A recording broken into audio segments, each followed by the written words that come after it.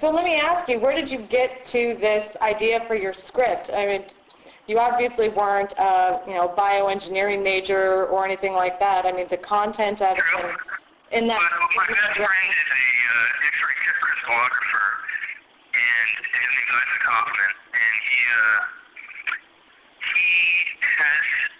we've talked at length about, sort of the world of biotech, and the way it came up was I saw some information about the Biopolis in Singapore, which you have this little island city, and it's just this booming science industry of biotechnology is literally growing out of within it. And they're sinking all these state funds and everything into this, and it's one of the biggest in all of Asia. But it's on this tiny little, island country. It was just begging for a sci-fi setting, really. Mm-hmm.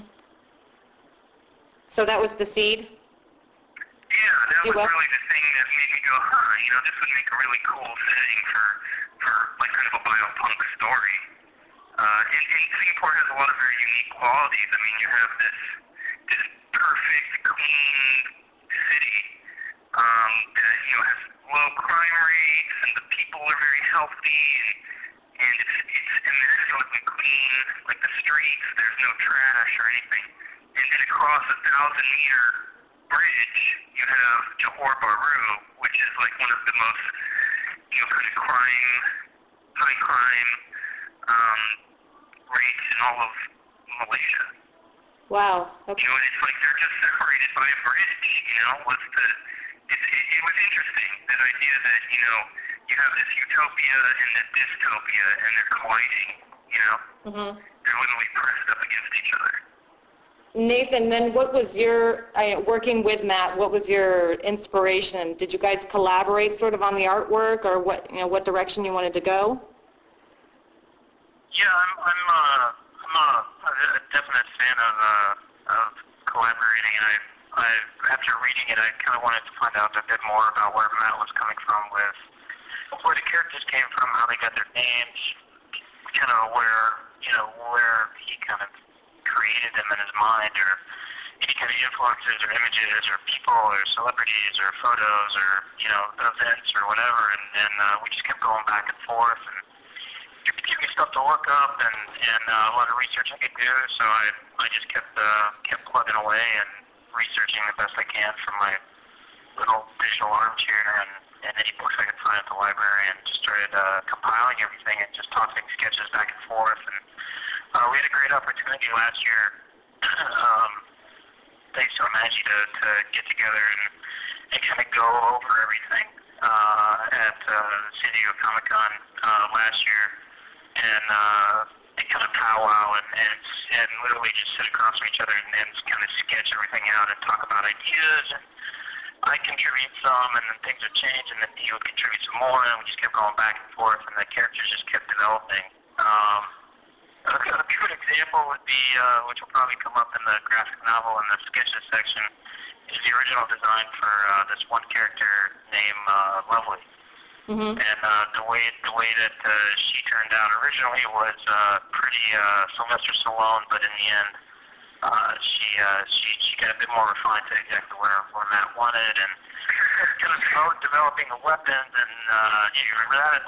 Yeah, definitely that character is going to be the one that people love us or hate us for. I mean, it's a gender dysphoric, transgendered, whatever you want, whatever term you want to use, but it's a transsexual character that is that's somewhat frightening in appearance, as all of the heroes are. They're supposed to be these sort of genetic misfits. But yeah, we definitely went back and forth on that character quite a bit, trying to figure out exactly what she was going to look like. So any physical traits or character traits that parallel to you, Matt or Nathan? No. I don't mean the transsexual part, but... Not really. I've been to some awesome bars in my life, I'll say that. So I got to use. There was a lot of I'm big. I'm pretty big on research and experience and trying to I don't know, I'm still kind of I'm just kind of starting out, but I'm finding that kind of empathy and experience really help, especially in terms of character development. And so I just try and, get into the character as much as I can and kind of develop all that stuff. And in terms of Lovely especially, I mean, I've got great, tranny and gay friends and all of that stuff, and hanging out at bars at night and all that stuff kind of obviously helped out just to kind of get an idea of how the character would move and so on and so forth. But even in terms of just like character development, all that stuff kind of came in handy.